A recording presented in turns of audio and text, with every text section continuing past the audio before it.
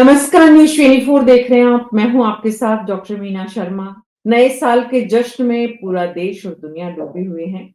सड़कों पर जाम है और पार्टीज का सिलसिला लगातार। बड़े-बड़े वीकेंड्स हैं, छुट्टियां सब मना रहे हैं, नए साल का स्वागत कर रहे हैं। बड़ी जबरदस्त मात्रा में लीकर का व्यापार चलेगा, रेस्टोरेंट्स की खूब जबरदस्त बिक्री होगी। होटल्स में जगह नहीं है, सड़कों पर गाड़ियां फुल हैं। लेकिन सवाल ये है कि ये नया साल हम क्या करने जा रहे हैं? हमारी ज़रूरतें क्या हैं? अगर हम बिहार की राजनीति पर, बिहार झारखंड के हमारे इस डिजिटल प्लेटफ़ॉर्म पर जब हर दिन हम बिहार की चर्चा करते हैं, तो समझने की ज़रूरत ये है कि 2026 का बिहार कैसा होगा? मुख्यमंत्री की कुर्सी पर नीतीश कुमार रहेंगे या नहीं? उपेंद्र कुशवाहा राज्यसभा जा पाएंगे या नहीं? तेजस्वी यादव की आरजेडी राज्यसभा में मजबूती से बनी रह पाएगी या नहीं?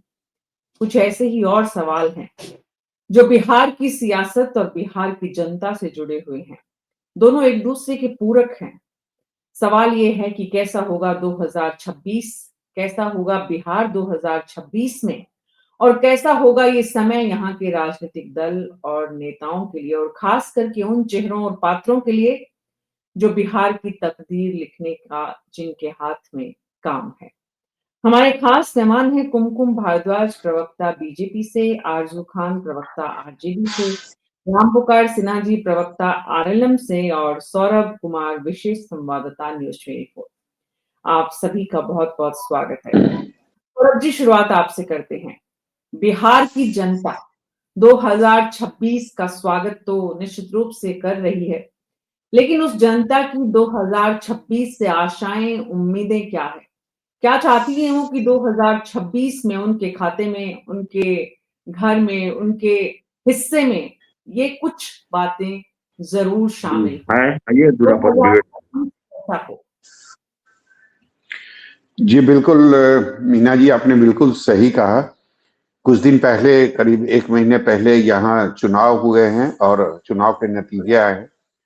तो निश्चित रूप से बिहार की जनता ने अपनी उम्मीद, अपनी आशा जो है वो नीतीश कुमार की सरकार के साथ देखनी है उसे, और ये नतीजे ने तय कर दिया है। लेकिन 2026 है वो निश्चित रूप से जो नीतीश कुमार की सरकार है उससे काफी आकांक्षाएं हैं, काफी अपेक्षा है, काफी उम्मीद है बिहार की जनता को। जिस तरीके से हम सब ने देखा कि 10,000 रुपए दिए गए स्वराज के लिए बिहार की महिलाओं को, तो निश्चित रूप से वो महिलाएं चाहेगी कि अगर वो सही दिशा में अपना रोजगार उन्होंने शुरू किया है तो आने वाले समय में 2 लाख की जो आर्थिक मदद है जिसका वादा सरकार ने किया है वो उन्हें जरूर मिले। और इसका काफी जो महिलाएं हैं वो इंतजार भी कर रही है। तो ये एक बड़ी अपेक्षा है बिहार की महिलाओं के लिए, और इसीलिए शायद बिहार की महिलाओं ने काफी बढ़ चढ़कर नीतीश कुमार को वोट भी किया। रही बात कि निश्चित तौर पर सरकार ने जो वादे किए हैं, चाहे 125 यूनिट फ्री बिजली देने की, या फिर जो वृद्धा पेंशन बढ़ाया गया था जिस तरीके से 400 से बढ़ाकर 1100 कर दिया गया था, तो उन बुजुर्गों और जो लोग हैं, जो वृद्धा जो लोग हैं उनकी भी उपेक्षा है कि वो कंटिन्यू उनके खाते में आते रहे, उसमें कोई व्यवधान ना हो सरकार के तरफ से। तो ऐसी कई उम्मीद है, कई अपेक्षा है और कई आशा है बिहार की जनता को, जो उन्हें लगता है कि आने वाले समय में सरकार ने जो चुनाव से पहले वादा किया है, चूंकि काफी प्रचंड बहुमत से एनडीए की जीत तो हुई है, ये इसीलिए जनता लोगों की को बात ये हुई, लगता है कि आने वाले समय में जनता की उनकी बात उम्मीद हुई को सौरभ पूरा जी। करेगी सर। सौरभ जी, ये जनता की बात कि उसे सरकार से, नई सरकार से उम्मीदें हैं। नई सरकार के मुखिया के बारे में 2026 की चर्चा करें, कैसा रहेगा नीतीश कुमार के लिए? मुख्यमंत्री की कुर्सी पर बने रहेंगे? ये काफी मुश्किल है मीना जी, ये कहना काफी मुश्किल है, क्योंकि मुझे नहीं लगता है कि नीतीश कुमार ये जो 5 साल का टेन्योर है वो अपना पूरा कर पाएंगे। जिस तरीके से आए दिन उनकी अजीबोगरीब हरकतें रही है, वो कहीं ना कहीं शर्मसार करती है सरकार को, और विपक्ष को एक बड़ा मुद्दा मिलता है सरकार को घेरने का। तो निश्चित रूप से जो स्वास्थ्य है उनका वो ठीक नहीं कहा जा सकता है। और कहीं ना कहीं इसीलिए आपने देखा होगा कि करीब 1-2 सालों से मीडिया से बात नहीं की नीतीश कुमार। जब कभी बात करने की नौबत आती है तो उनके पास जो खड़े नेता हैं वो किसी ना किसी बहाने से नीतीश कुमार को वहां से हटा देते हैं। और जब भी सरकार के तरफ से कोई प्रेस कॉन्फ्रेंस करनी रहती है तो मुख्यमंत्री के बजाय जो मुख्यमंत्री के जो खास मंत्री माने जाते हैं उनके तरफ से, या जो नेता माने जाते हैं उनके तरफ से ही ये प्रेस कॉन्फ्रेंस होती है। और निश्चित तौर पर अगर 2 साल पहले अगर देखें तो नीतीश कुमार काफी अच्छा भाषण देते थे, जनता को काफी अच्छे तरीके से वो संबोधित करते थे और लोग इंतजार करते थे उनके संबोधन का। बिहार की जनता इंतजार करती थी, लेकिन आज स्थिति और बिहार की परिस्थिति जनता बिल्कुल बदल चुकी है। संबोधन का इंतजार करती थी, वो नीतीश कुमार अब संबोधन कम दे पाते हैं। उनका स्वास्थ्य हर व्यक्ति की और हर पद की एक उम्र गरिमा दोनों होती है। बीजेपी की प्रवक्ता कुमकुम भारद्वाज जी, कुमकुम जी, बहुत बार इस विषय पर चर्चा हुई है और राजनीतिक जवाब आप लोगों की तरफ से दिए जाते हैं। अगर हम जनता के हित में और सरकार के हित में बात करते हैं, तो क्या नीतीश कुमार अगले साल 26 पूरे मुख्यमंत्री बने रह पाएंगे? इस सवाल पे इतने संशय क्यों हैं? क्यों इतने प्रश्न चिन्ह लग रहे हैं? मैं यही कहना चाहूंगी मीना जी, जिसकी जैसी सोच है उस तरीके से उनका वो अपने तरीके से बयानबाजी कर सकते हैं। हमने नीतीश कुमार के लीडरशिप में हमें चुनाव लड़ा। एक बार हमारे कनेक्ट करना पड़ेगा, आपकी ऑडियो में प्रॉब्लम आ रही है। एक बार वापस आपको जोड़ते हैं। राम पुकार सिन्हा जी, तब तक मैं आपके पास आ रही हूँ। नीतीश कुमार को मुख्यमंत्री रहना चाहिए, क्या मुख्यमंत्री रह पाएंगे? आज की परिस्थितियां बिहार में क्या आपको बयां कर रही है? विपक्ष की तो जरूरत भी होती है और जिम्मेदारी भी कि सत्ता पक्ष पर करीबी नजर बनाए रखें। देखिए डॉक्टर मीना शर्मा जी, हम लोगों ने 2025 से 2030 का जो बिहार विधानसभा का चुनाव लड़ा, एनडीए गठबंधन के पांचों पार्टी मिलकर, वो नीतीश कुमार जी के नेतृत्व में लड़ा। और नीतीश कुमार जी के नेतृत्व में इतना प्रचंड बहुमत भी आया, 202 का आंकड़ा हम लोगों ने पार, 202 हम लोगों ने अपना विधायक को जिताया। मैं बताना चाहता हूं कि भारतीय जनता पार्टी, जनता दल, राष्ट्रीय लोक मोर्चा, हिंदुस्तानी अवाम मोर्चा और लोक जनशक्ति पार्टी, रामविलास, पांचों पार्टी मिलकर नीतीश कुमार के नेतृत्व में अगर चुनाव लड़े हैं, भारतीय जनता पार्टी भी नीतीश कुमार को अपना नेता मानकर मुख्यमंत्री बनाया है। पांचों पार्टी के सभी नेताओं ने नीतीश कुमार जी को मुख्यमंत्री बनाया है। तो जब तक नीतीश कुमार जी पूर्ण रूपेण स्वस्थ हैं, तब तक बिहार के मुख्यमंत्री नीतीश कुमार जी रहेंगे। इसमें इफ बट लेकिन कुछ नहीं कहा जा सकता। जब तक वो स्वस्थ हैं, अभी वो स्वस्थ हैं? हाँ, आप देखिए मीना जी, अगर वो स्वस्थ नहीं रहते, पूरे बिहार का दौरा करते रहते हैं, 24 घंटा में मुझे लगता है कि 18-20 घंटा, 18-19 घंटा वो पूरा कामों में रहते हैं, एक एक प्लान बनाते हैं। आपको मालूम होना चाहिए कि विधानसभा चुनाव के समय टिकट के बंटवारे में, जनता दल यू के टिकट के बंटवारे में जो मामला हुआ था, नीतीश कुमार जी पूरी कागज को अपने हाथों में लेकर और अपने स्तर से टिकट का बंटवारा किए थे। अब कोई कह दे कि उस समय नीतीश जी अस्वस्थ हैं, तो जो लोग बोल रहे हैं वो मानसिक दिवालिया के शिकार हैं। जी आरजू खान जी, क्या समझ में आ रहा है विपक्ष में रह के सत्तारूढ़ दल का जो गठबंधन है, दरअसल उस गठबंधन में क्या कुछ पक रहा है? क्या नीतीश कुमार के लिए 2026 शुभ रहेगा? देखिए, किसके साथ शुभ रहेगा, किसके साथ अशुभ रहेगा, मैं तो प्रवक्ता हूं, भविष्य वक्ता नहीं हूं कि मैं बता पाऊं। लेकिन एक चीज तो ये तय है, और वो चीज ये तय है कि अगर हम देख लें, जो ट्रैक रिकॉर्ड है भारतीय जनता पार्टी का, किस तरीके से अपने गठबंधन सहयोगियों के साथ वो गद्दारी करती है, अगर हम उसको देखें तो असहजता महसूस होती है और नीतीश कुमार को लेकर चिंता भी महसूस होती है। क्योंकि मैं पूरे यकीन के साथ कह सकता हूं, ये मेरा अपना व्यक्तिगत मानना है कि 1 साल से एक ज्यादा ये सरकारें नहीं चलने वाली हैं। नीतीश कुमार जी बिहार प्रदेश के मुख्यमंत्री नहीं रहने वाले हैं, जो मेरी सोच और समझ कहती है। और इस तरीके के तमाम संकेत आने शुरू हो चुके हैं। अभी जो आरएलएम के प्रवक्ता हैं, उन्होंने एक चीज नहीं बताया कि आखिर में वो असहज किससे हैं।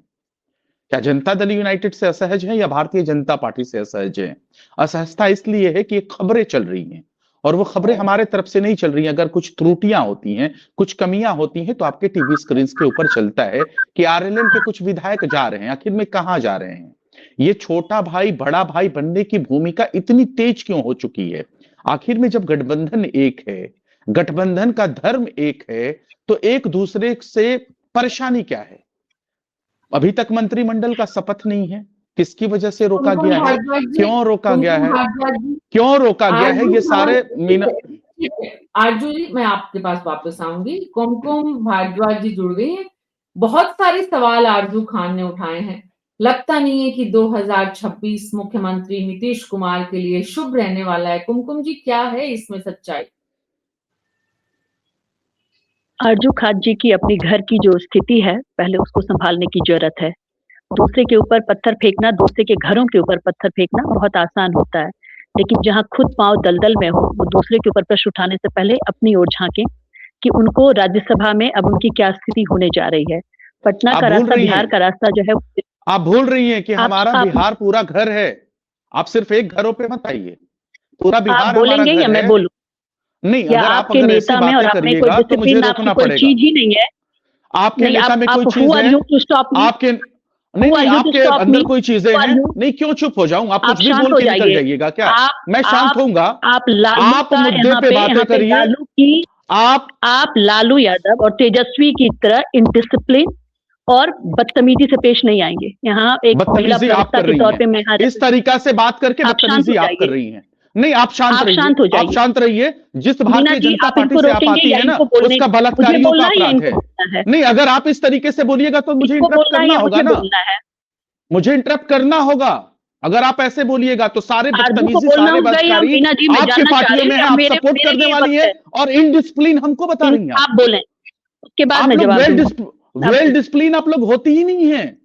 और विक्टिम कार्ड मत खेलिए। अगर विक्टिम कार्ड खेलना है तो उन्नाव रेप पीड़िता के साथ खेलिए, लेकिन वो भी आपकी हैसियत नहीं है। इतने बदतमीज है आप लोग। आरजू खान, आपको प्लीज ये समझना होगा, हम जिस विषय पर चर्चा कर रहे हैं उसी विषय पर रहें। और हमारे साथ अगर मीना जी अगर ये व्यक्तिगत आएंगी, हमारे नेता को इनडिसिप्लिन कहेंगी, तो मैं इनको डिसिप्लिन सिखाऊंगा। ये मेरा दायित्व बनता है कि मैं इनको डिसिप्लिन सिखाऊं। डिसिप्लिन सिखाऊं आपको। अरे बिहार की जनता ने दायित्व सिखा दिया कि दायित्व क्या होता है। बिहार की जनता ने जो है लीडर ऑफ ज्ञानेश कुमार की मेहरबानी ने सिखाया, ज्ञानेश कुमार की मेहरबानी ने सिखाया। इतराइए मत, आप इतराइए मत मीना जी, इनको इतराइए मत, संविधान को चुप कराइए मीना जी। अदरवाइज अगर आपका लेवल है ये डिबेट का, ऐसी बात करिएगा तो हम बात करेंगे। होगा। आप हमको इनडिसिप्लिन की बात करती हैं। आप डिसिप्लिन है, आपके अंदर है Meena ji, are you going to intervene in between और he will be allowed to talk left and right? Arzoo Khan, आप प्लीज ये समझिए, साथी पैनल, मुझे भारतीय जनता पार्टी से अगर डिसिप्लिन सीखना होगा तो मैं चुल्लू भर पानी में डूब के मरना पसंद करूंगा। मैं रागिनी नहीं हूँ। Arzoo Khan, I am not Ragini. Kumkum ji, please आपको पहले ये समझना है कि साथी पैनलिस्ट जब बात कर रहे हैं तो आप बीच में नहीं बोले। इस सभी के ऊपर समान रूप से बात लागू होती है। दूसरी, सभी पैनलिस्ट शब्दों का इस्तेमाल थोड़ा अच्छे ढंग से मर्यादित करेंगे तो अपनी बात को जनता के बीच में ज्यादा बेहतर ढंग से पहुंचा पाएंगे। अब कुमकुम जी को मैं बोलने के लिए बुला रही हूँ। आरजू खान, आप बीच में नहीं बोलेंगे प्लीज। कुमकुम जी, सवाल मेरा सीधा है और जवाब भी सीधा दीजिएगा। नीतीश कुमार 2026 में मुख्यमंत्री बने रहेंगे? हमने आपको कहा कि भाजपा में एक व्यक्ति पर सारी चीजें केंद्रित नहीं होती। पहली बात, मैं भाजपा की बात रख रही हूँ पहले, उसके बाद मैं आपके सवाल पे आती हूँ। दूसरी बात मैं कहूंगी कि बिहार की जनता की तरफ से जो प्रचंड बहुमत में मिला और हमारी सरकार बनी, उसके लिए बिहार की महिलाओं को, बिहार की जनता को कोटि कोटि नमन है। और अभी मैं एक लाइन बोलना चाहूंगी, अभी तो असली उड़ान बाकी है, परिंदों का इम्तिहान बाकी है। अभी तो लांघा है केवल समंदर, अभी तो पूरा आसमान बाकी है। तो हमने अभी जो भी लीडरशिप के रोल में रहेंगे वो सिर्फ एक पुरस्कार नहीं उन्हें मिल रहा है, उनकी एक सर्टेन रिस्पॉन्सिबिलिटी फिक्स की जा रही है। हर डिपार्टमेंट का अपना, हर जो मंत्रालय होगा उसमें परफॉर्म करना है लोगों को, और प्रत्याशित बहुमत एक रिस्पॉन्सिबिलिटी हमें देता है। आपकी बात से मुझे समझ में आ रहा है कुमकुम जी, आपके पास सीधे सवाल का सीधा जवाब नहीं है, इसलिए आप इस बात को इस तरह से कह रही हैं कि बीजेपी की उड़ान बहुत लंबी है। 2026 में लंबी उड़ान लड़ना चाहती है, लड़ना क्या, लंबी उड़ान भरना चाहती है बीजेपी। कहां पर? बिहार में। इसका मतलब साफ है, कई राज्यों में पहले जो प्रयोग हुआ है वो प्रयोग अब बिहार में भी होगा। सौरभ जी, इस बात को अगर संकेत के रूप में बीजेपी के प्रवक्ता किस प्रयोग की बात कर रही हैं? जी बिल्कुल मीना जी, ये तय है कि आने वाले समय में या आने वाले ऐसे में सवाल ये है सौरभ जी अगला, कि नई कैबिनेट जो बनेगी उसमें कौन कौन नए चेहरे बीजेपी की तरफ से और आरजेडी की तरफ से इस बार जो 2026 के सितारे चमकेंगे वो कौन कौन हो सकते हैं? हमने एक दो दिन पहले भी इस पर चर्चा की थी, और ज्यादा स्पष्टता से 2026 किसके लिए इस बार नई उड़ान लेकर आने वाला है जो बीजेपी भरवाना चाह रही है सबके साथ? जी बिल्कुल मीना जी, 2026 काफी अहम है बिहार की राजनीति के लिए। ये काफी महत्वपूर्ण होगा क्योंकि 14 जनवरी के बाद बिहार में कई सारी जो है वो राजनीतिक हलचल होने वाली है, ये तय है, इसको कोई रोक नहीं सकता है। पहला कैबिनेट का विस्तार होना तय है और उसमें यह भी तय है कि 10 नए मंत्री बनाए जाएंगे। 6 मंत्री जो है वो जदयू के कोटे के होंगे और 4 मंत्री जो हैं वो बीजेपी के कोटे से होंगे। कारण अभी जो मंत्रियों की संख्या है वो 26। सौरभ जी, अगर मुख्यमंत्री भी बदलते हैं तो ये कोटा भी स्थिर रहेगा या इसमें भी बदलाव हो सकता है? जी बिल्कुल, जाहिर तौर पर अगर मुख्यमंत्री बनेंगे तो पूरा कैबिनेट बदल जाएगा, ये तय है। और उसके बाद कौन मुख्यमंत्री होंगे, उसके बाद कौन मंत्री बनेंगे, ये तो आने वाला वक्त तय करेगा। लेकिन निश्चित तौर पर एक प्रेशर और एक ऑफर बीजेपी के तरफ से जरूर नीतीश कुमार को दी गई है। उन्हें सलाह ये दिया गया है कि अब आप चाहें तो सम्मानजनक पूर्वक आप रिटायरमेंट अपना ले सकते हैं। अगर आप ऐसा करेंगे तो आपके बदले बीजेपी का कोई नेता जो है वो मुख्यमंत्री बनेगा और आपके बेटे को हम डिप्टी सीएम बनाएंगे। ये बीजेपी का ऑफर है। मानना नहीं मानना ये नीतीश कुमार के हाथ है। निशांत कुमार जो मुख्यमंत्री के बेटे हैं वो पॉलिटिक्स में आएंगे, जदयू में शामिल होंगे नहीं होंगे, इस पे भी आखिरी हरी झंडी जो है वह खुद मुख्यमंत्री नीतीश कुमार देंगे। रही बात कैबिनेट विस्तार की, तो निश्चित तौर पर कैबिनेट का विस्तार होगा। 10 नए मंत्री बनेंगे, 4 बीजेपी के कोटे से होंगे, 6 जदयू के कोटे से होंगे। हालांकि बीजेपी में कई ऐसे नाम है, चाहे संजय मयूख का नाम देखें या नीतीश मिश्रा का नाम देखें, संजीव चौरसिया का नाम देखें, नीरज कुमार बबलू का नाम देखें, इनको हो सकता है कि मंत्री का पद मिल सकता है। जदयू में अगर देखें तो उमेश कुशवाहा हैं और भी कई ऐसे नाम हैं, जयंत राज हैं जिनको हो सकता है कि इस बार मंत्री का पद दिया जा सकता है।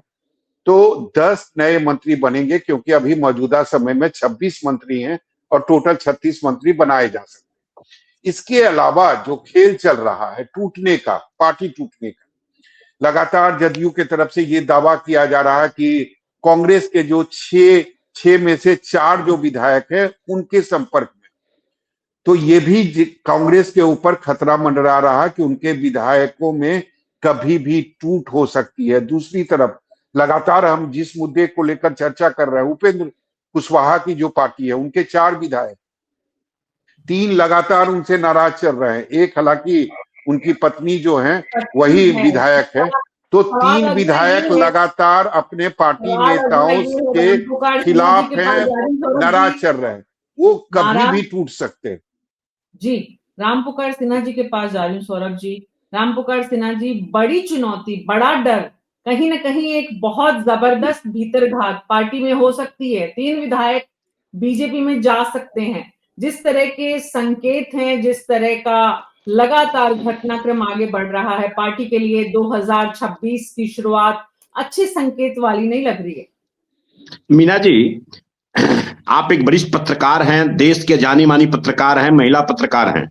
मैं आपके डिबेट में बैठता हूं, जब हमारे तीनों विधायक, हमारे पार्टी के तीनों विधायक जब प्रेस कॉन्फ्रेंस करके बोल दिए कि मैं माननीय उपेंद्र कुशवाहा जी के कुछ नीति और सिद्धांतों से दुखी हूं, पार्टी हमारी है, पार्टी में मैं हूं और राष्ट्रीय लोक मोर्चा में ही रहूंगा, तो फिर ये टूट की संभावना जो चर्चा चल रही है, इस पर हम क्या बयान दे सकते हैं?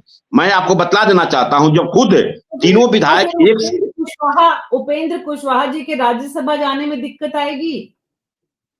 उपेंद्र कुशवाहा जी को राज्यसभा जाने में क्या दिक्कत आई थी? जब विधानसभा चुनाव के समय में ये तय हुआ था भारतीय जनता पार्टी के साथ और उसके और विनोद पार्टी के विधायकों की शिकायत के आधार पर बोल रही हूँ मैं, बेटा मंत्री बन गया है तो पार्टी। अच्छा एक मिनट, मेरे घर के कोई विधायक अगर रुष्ट है तो मनाना हमारे घर का मालिक का काम होता है ना। हमारे नेता उपेंद्र कुशवाहा जी है, घर में थोड़ी चर्चा कर रहे हैं, पब्लिक के बीच जाकर बोल रहे हैं कि क्यों हुआ, क्या हुआ, कैसे हुआ, क्या नाराजगी है। अब घर में तो रहा नहीं कि बर्तन घर में बज के चुप हो गए, अब तो पूरा पब्लिक में है।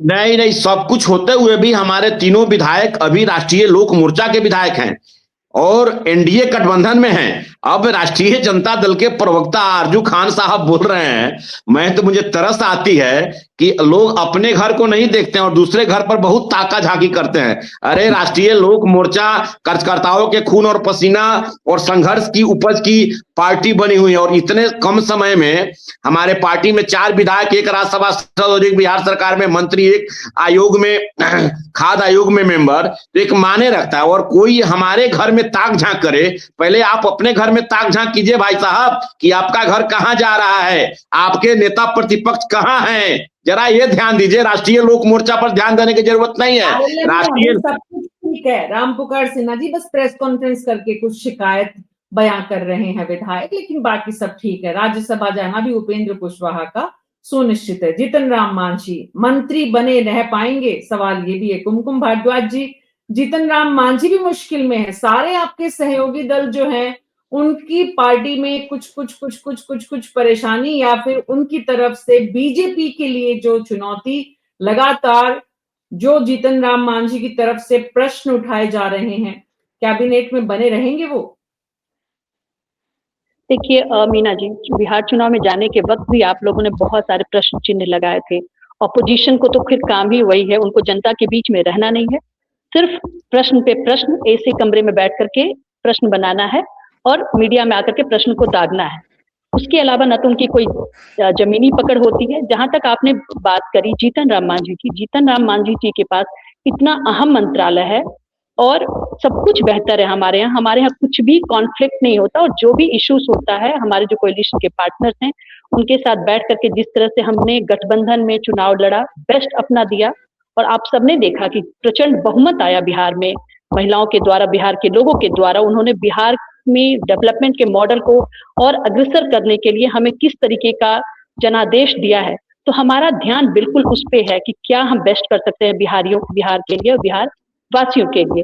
जहां तक बात रही कि दिल्ली तो रास्ता जो आएगा, ये बात तो होना स्वाभाविक है कि राज्यसभा में इनके जो लोग हैं इनकी क्या स्थिति है। लीडर ऑफ ऑपोजिशन के पास ना तो प्रश्न है, क्योंकि जमीनी पकड़ है नहीं तो प्रश्न गढ़ेंगे कहां से? अपनी बात करिए, जीतन राम मांझी कैबिनेट में मंत्री रहेंगे या नहीं, इसका जवाब है आपके पास। बात ये प्रश्न विपक्ष नहीं उठा रहा है, ये प्रश्न आपके गठबंधन के बीच आपस में जो धमकी दी जा रही है, चेतावनी दी जा रही है कि भाई चींटी जो है वो भले ही हाथी के पांव के तले, लेकिन चींटी को हल्के में नहीं लेना चाहिए। इस तरह की मंच से जो बात कही जा रही है जीतन राम मांझी के द्वारा, साफ है, स्पष्ट है कि कहीं ना कहीं उम्मीदें उनकी ज्यादा है जो आपके यहाँ पूरी नहीं हो रही है। लेकिन आप जिस विपक्ष की बात कर रही है, मैं आरजू खान के पास जा रही हूँ। आरजू खान, सवाल ये है कि राज्यसभा में इस बार आरजेडी के लिए काफी मुश्किलें हैं, काफी चुनौती है, सीट आपकी अब स्थिति वैसी नहीं बन पाएगी, नहीं रह पाएगी। कैसे आप इसको लेकर रणनीति बना रहे हैं? क्या होगा? तेजस्वी यादव कैसे इस मुश्किल समय को 2026 में अपने लिए बिहार की जनता के साथ मिलकर बेहतर बनाने का प्रयास करेंगे? देखिए, अगर 2010 का इलेक्शन देखा जाए तो ऐसी मुश्किलें थी लेकिन हम अपने पैरों पे खड़े हो गए जनता के जनादेश के बदौलत, और हम जनता के बीच में रहने वाले लोग हैं। और यहाँ पे जो सवाल उठ रहा है, जरूर जाहिर सी बात है, जो आपने सवाल किया कि राज्यसभा का क्या मामला है, हमारे पास नंबर कम है, परेशानियां हैं, लेकिन कब कौन झटके में कहां से कौन सा ऑफर निकल के आएगा ये अभी बताना मुश्किल है, क्योंकि मैंने शुरुआती दौर में ही कहा कि मैं प्रवक्ता हूं, भविष्य वक्ता नहीं हूं। 2026 में काफी ऑफर इधर से उधर होंगे बिहार में, ये तो मैं देखिए, मैं बैठ के आपके टीवी स्क्रीन पे लफाजी नहीं करूंगा। और सबसे बड़ी चीज ये है कि ये जो सत्ता पक्ष के लोग हैं वो अपने दिमागी जो आईक्यू लेवल है ना उसके ऊपर सवाल खड़ा कर रहे हैं। जीतन राम मांझी जी का बयान आता है, आरएलएम के विधायकों का बयान आता है, और तमाम इनके सत्ता पक्ष के लोग बयानबाजी करते हैं। और ब्लेम किसके ऊपर लगता है? ब्लेम लगता है विपक्ष के ऊपर। आप अपना घर सही रखिए, वेल डिसिप्लिन बनिए, लेकिन हकीकत क्या है ना कि आप डिसिप्लिन नहीं है। आप ऐसे आदमी को आपने प्रदेश का अध्यक्ष बनाया है जिनके ऊपर आपराधिक मुकदमे हैं, तो आप डिसिप्लिन की बातें न करिए, लफाजी मत करिए। और सबसे बड़ा चीज ये है, हम काम पे बातें करना चाहते हैं कि जिस तरीके से कोड ऑफ कंडक्ट लागू था, काम का हिस्सा है, ऑफर तो काम का हिस्सा है, आप किसको देते हैं, आप सही कह रही हैं कि काम का हिस्सा है, उसमें कहीं कोई परेशानी नहीं है। मैं कहता हूं जब कोड ऑफ कंडक्ट लागू होता है, 10,000 महिलाओं के खाते में जाते हैं, ये सरकार के लोग, सत्ता पक्ष के लोग ये बताएं कि 1,90,000 बची हुई राशियां कब देंगे, क्योंकि हमने नालंदा के अंदर देखा है हजारों की संख्या में महिलाएं आंदोलन, फिर बीच में बोल दी, अभी डिसिप्लिन सिखा रही थी। Could I ask you to speak slowly please. महिलाएं नहीं, आप महिलाओं के साथ बलात्कार करवाने वालों के साथ खड़ी रहती हैं, यही हमारे और आप में फर्क है। महिलाओं के साथ बलात्कार करने वाले लोगों के साथ भाजपा खड़ी रहती है। आप उसी का हिस्सा हैं, आप उसी का हिस्सा है। परेशान मत होइए, बदतमीजी मत करिए, बलात्कारियों के साथ खड़ी होने वाली पार्टी है। कल हमने देखा, अरे आप देखिए अपनी बदतमीजी और बेहयाई बेशर्मी, आप देखिए। अभी आप हमको डिसिप्लिन सिखा रही थी, लगी बस बदतमीजी करने। बलात्कारियों के साथ खड़े रहिएगा, बलात्कारियों के साथ खड़े रहिएगा। नहीं, आप बताइए कब दीजिएगा 1,90,000 रुपए, कब दीजिएगा? पलायन कब रुकेगा? आप ये बताइए। रोपवे रोहतास के अंदर खंड हो गया, भ्रष्टाचार की भेंट चढ़ गया, उसके ऊपर बात करिएगा या लफाजी करिएगा? बदतमीजी करिएगा, लफाजी करिएगा या बात करिएगा? बलात्कारियों के साथ खड़ी है ना, कुलदीप सेंगर के साथ खड़ी होने वाली यहाँ पे प्रवचन दे रही है। कुलदीप सेंगर के साथ कांधे से कांधे मिला के चलने वाली यहाँ पर प्रवचन दे रही है टीवी पर बैठ के। चिन्मयानंद स्वामी की शिष्य आशाराम बापू की शिष्य हमको प्रवचन देगी, हिजाब खींचने वालों के साथ देने वाली ये हमको प्रवचन देगी। विजय शाह की शिष्य हमको प्रवचन देगी। अरे विजय शाह की शिष्य हमको प्रवचन देगी। अरे बलात्कारियों के सपोर्ट करने वाली पार्टी हमको मत दे, हमको प्रवचन मत दे।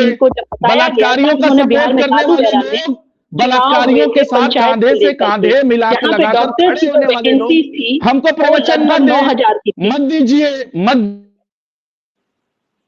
रोपवे क्यों गिरा ये बताइए?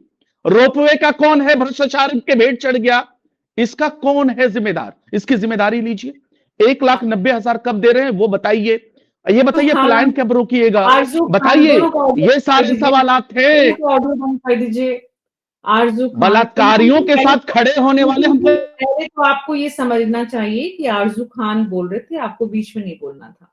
जैसे वो आप बोल रहे थे तो वो बीच में बोल रहे थे, आपने भी वही गलती की। तो प्लीज आप लोग डिबेट में जाने वाले अच्छे पैनल के प्रवक्ता हैं, आप लोग प्लीज डिबेट के बेसिक्स जरूर सीखिए। दूसरी बात, जरूरी है कि आप मुद्दे पर बने रहें। ये भी प्रवक्ताओं की ट्रेनिंग का हिस्सा होता है कि कैसे सब्जेक्ट पर नहीं बना रहा जाए, ये हमें मालूम है। लेकिन फिर भी हमारी न्यूज़ 24 पर कोशिश होती है कि हम मुद्दे पर रहें और मुद्दे पर बात करें। प्लीज आप दोनों अपनी शब्दावली को ठीक करें, मुझे माफ कीजिए, लेकिन आप दोनों को अपनी शब्दावली को ठीक करने की जरूरत है। अपने को पैनलिस्ट के लिए सम्मान होना चाहिए। वो एक पार्टी को रिप्रेजेंट करता है, उस पार्टी को जो चुनाव आयोग के द्वारा देश में अधिकृत राजनीतिक दल है। इसलिए प्लीज आप लोग आपस में एक दूसरे के साथ ऐसा व्यवहार ना करें। आप दोनों जरूर देखिएगा इस वीडियो को कि आप लोग कितने अच्छे लग रहे हैं अपने साथी पैनलिस्ट के लिए जो शब्दावली का इस्तेमाल कर रहे हैं। सौरभ जी, मैं आपके पास आ रही हूँ आखिरी सवाल के लिए। सौरभ जी, 5 बड़े पात्र हैं बिहार की राजनीति के। नीतीश कुमार 1 नंबर पे, वो रहेंगे या नहीं रहेंगे, ये 26 में बहुत मुश्किल है कि नीतीश कुमार मुख्यमंत्री रह पाएंगे। उपेंद्र कुशवाहा राज्यसभा जाएंगे या नहीं, बहुत मुश्किल नजर आ रहा है। जीतन राम मांझी की कैबिनेट में अब उपस्थिति कितनी संभव है और कितनी नहीं। तेजस्वी यादव की आरजेडी का राज्यसभा में निश्चित रूप से सीट कम दिख रही है। कुल मिलाकर जो बिहार की सियासत में तस्वीर नजर आ रही है, पुराने चेहरे 25 की अगर हम बात करें तो इस शताब्दी के 25 साल, 5 चुनाव और 5 चुनाव के बाद 5 सरकारें, 25 साल किसी भी राज्य की राजनीति के जो चमकते चेहरे थे, उनमें से 26 में आते आते लगता है काफी चेहरे धूमिल होंगे। जी बिल्कुल, जिस तरीके से हमने देखा कि आरजेडी जो कि 2020 में सबसे बड़ी पार्टी थी और 2025 में मात्र 25 विधायकों की पार्टी बन के रह गई, यह निश्चित तौर पर आरजेडी के लिए एक बड़ा शॉकिंग है, क्योंकि खुद तेजस्वी यादव ने भी नहीं सोचा था कि नतीजे इस तरीके से आएंगे। यहां तक कि नतीजे से पहले तेजस्वी यादव ने यह भी ऐलान कर दिया था कि 18 नवंबर को वह पटना के गांधी मैदान में शपथ ग्रहण करेंगे मुख्यमंत्री के तौर पर। लेकिन हुआ बिल्कुल उल्टा। बिहार की जनता ने जो बहुमत दिया वो कहीं ना कहीं निश्चित रूप से एनडीए के पक्ष में था, और एनडीए के जो तमाम नेता थे, चाहे वो बीजेपी के हों, जदयू के हों, उन्होंने भी कभी नहीं सोचा था कि 200 से पार करेंगे। लेकिन नतीजे ऐसे आए तो ये चौंकाने वाले नतीजे थे। हालांकि महिलाओं ने एक बार फिर से नीतीश कुमार के पक्ष में, नीतीश कुमार के समर्थन में अपना समर्थन दिया, और उसमें कहीं ना कहीं निश्चित तौर पर सरकार ने जो वादे किए थे चुनाव से पहले कि हर महिलाओं को खाते में 10,000 रुपया दिया जाएगा, उनको स्वरोजगार, उनको खुद का रोजगार शुरू करने के लिए, और बाद में जब सर्वे होगा 6 महीने के बाद तो 2 लाख की आर्थिक मदद भी दी जाएगी। ये एक मास्टर स्ट्रोक साबित हुआ, जो जीत हुई एनडीए की। नीतीश कुमार मुख्यमंत्री बने रहेंगे यह कहना काफी मुश्किल है, मुझे नहीं लगता है, क्योंकि बीजेपी ने जिस तरीके से, अभी 1 महीना भी नहीं हुआ है, और बीजेपी ने जिस तरीके से प्रेशर बनाना शुरू कर दिया या ऑफर देना शुरू कर दिया, तो मुझे लगता है कि आने वाले दिनों में बीजेपी एन केन प्रकारेण ये जरूर चाहेगी कि उसका कोई नेता बिहार की मुख्यमंत्री की कुर्सी पर बैठे। दूसरी बात, आपने कहा उपेंद्र कुशवाहा राज्यसभा जाएंगे या नहीं जाएंगे, निश्चित तौर पर ये बीजेपी के रहमो करम पर निर्भर करता है। बीजेपी अगर चाहेगी तो उपेंद्र कुशवाहा जाएंगे, अगर बीजेपी नहीं चाहेगी, अगर उनको ड्रॉप करना चाहेगी या उससे पहले उपेंद्र कुशवाहा की पार्टी टूट जाएगी, तब फिर राज्यसभा उपेंद्र कुशवाहा का जाना काफी मुश्किल हो जाएगा। जीतन राम मांझी केंद्रीय मंत्री बने रहेंगे, क्योंकि जिस तरीके से उन्होंने बयान दिया था वो एक प्रेशर बिल्डअप करने के लिए उन्होंने कहा, वो दबाव की राजनीति कर रहे हैं और एक प्रेशर वो बनाना चाहते हैं चुनाव, राज्यसभा चुनाव से पहले, कि एक प्रेशर बनाया जाए बीजेपी के ऊपर। हो सकता है उसी प्रेशर में राज्यसभा की एक सीट बीजेपी उन्हें दे दे, लेकिन मुझे ऐसा नहीं लगता है। बीजेपी उनको कोई राज्यसभा की सीट नहीं देने वाली है, और ना ही वो केंद्र में जो केंद्रीय मंत्री हैं उसके पद पर वो अपना इस्तीफा देने वाले। तेजस्वी यादव के लिए काफी कठिन है 2026, क्योंकि हम सब ने देखा कि नतीजे के बाद जब बिहार विधानसभा का शीतकालीन सत्र शुरू हुआ, 1-2 दिन के बाद तेजस्वी यादव बिहार से निकल गए हैं। हालांकि कहा जा रहा है कि वो परिवार के साथ छुट्टियों पर गए हुए हैं, तो निश्चित रूप से उनके लिए काफी कठिन होगा कि एक बार फिर से उनको आकर मेहनत करनी पड़ेगी, बिहार में आकर मेहनत करनी पड़ेगी।